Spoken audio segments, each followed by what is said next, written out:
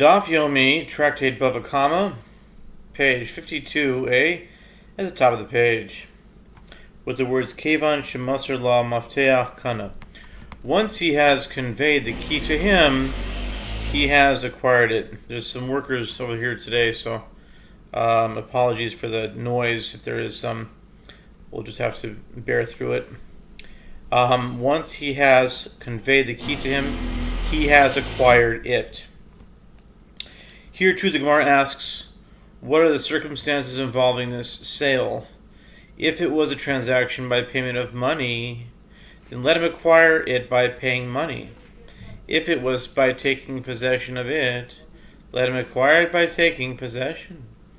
What is the significance of transferring the key? The Gemara answers, actually, the transaction occurred by taking possession. And in that case, the seller usually must say to him, go, take possession, thereby acquire it for yourself. And in this case, once he conveys the key to him, he is considered like one who says to him, go, take possession, and thereby acquire it.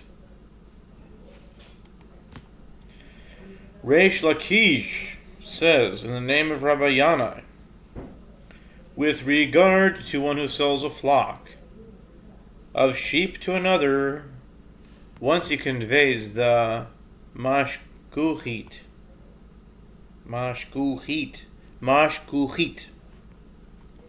to the buyer, he has acquired the flock. What that is, I'm not sure, but it's the reins, I guess, the thing that pulls them.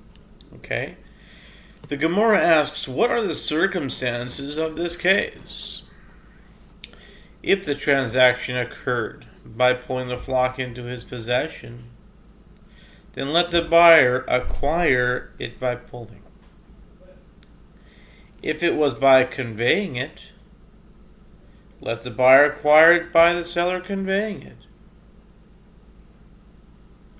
The Gemara answers, actually, it was a transaction by pulling. And in that case, the seller usually must say to him, go, pull it, and acquire it for yourself. And in this case, once he conveys the mashkuchit to him, he is like one who says to him, go, pull it, and acquire it. My mashkuchit. The Gemara asks, what is this mashkuchit? Here in Babylonia, they translate it as bell, karkashta, that the shepherd rings and whose sound the flock follows. Rabbi Yaakov says it is referring to the goat that goes at the front of the flock that they follow. The Gemara notes, this explanation of Rabbi Yaakov is similar to that which a certain Galilean taught in the presence of Rav Chizda concerning this goat. When a shepherd is angry with his flock, he renders the goat leading lenagda ki ragiz rai al ana avid lenagda samvata. A certain Galilean taught. It's interesting. Kedara shahu Galilia. In the presence of Chizda. When the shepherd is angry with his flock, he renders the goat leading them, that is, the mashkuchit, blind.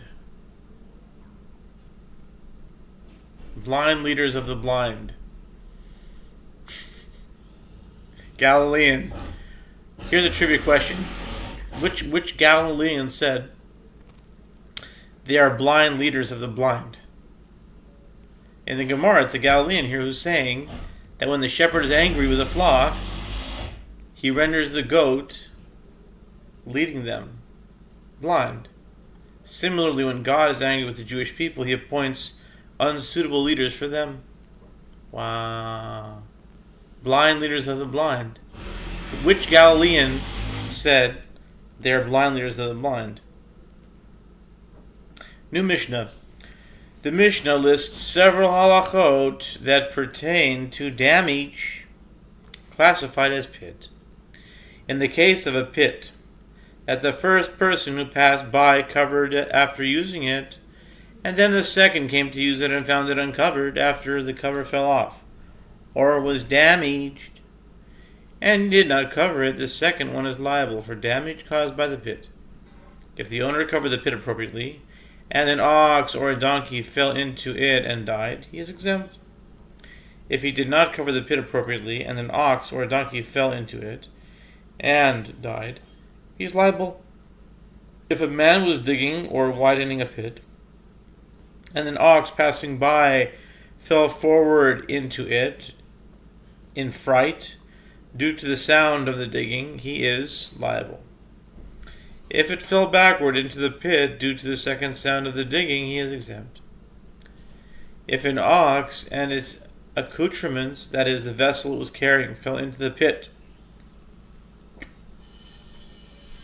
and the vessels were broken, or if a donkey and its accoutrements fell in, and the accoutrements were torn, the owner of the pit is liable for damage to the animal caused by the pit, but he is exempt from liability for damage caused to the vessels by a Torah edict. If an ox that was impaired by being deaf, or an ox that was an imbecile, or an ox that was very young, fell into the pit, he is liable. If a boy or a girl, a Canaanite slave or a Canaanite maidservant fell in, he is exempt, since there is a Torah edict that the digger of a pit is liable only for damage caused to an animal. Gemara.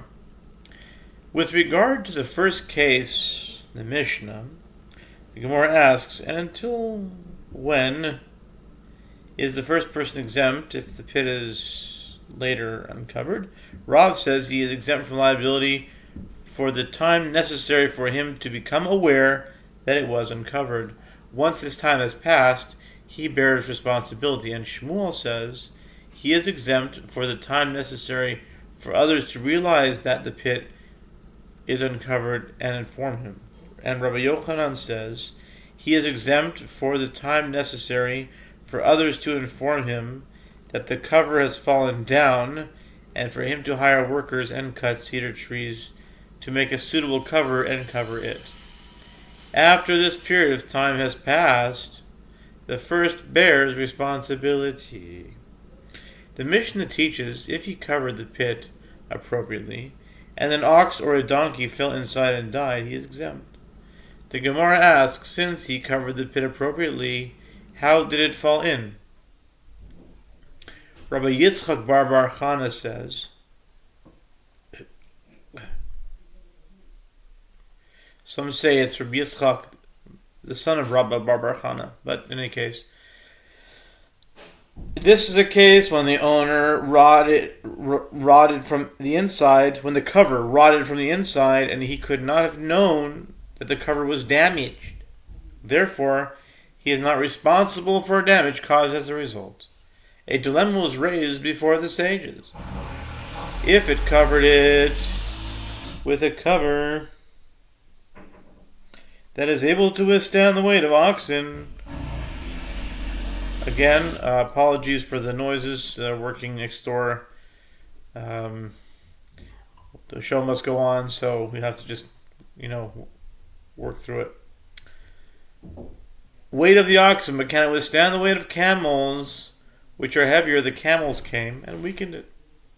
But subsequently oxen came and broke the weakened cover and fell into the pit. What is the halacha? The sages said in response, what are the circumstances? If camels are commonly found there, he is negligent, since he should have constructed the cover suitably for camels as well. And if camels are not commonly found there, then he is a victim of circumstances beyond his control. If by chance they did come and weaken the cover, the Gemara answers no.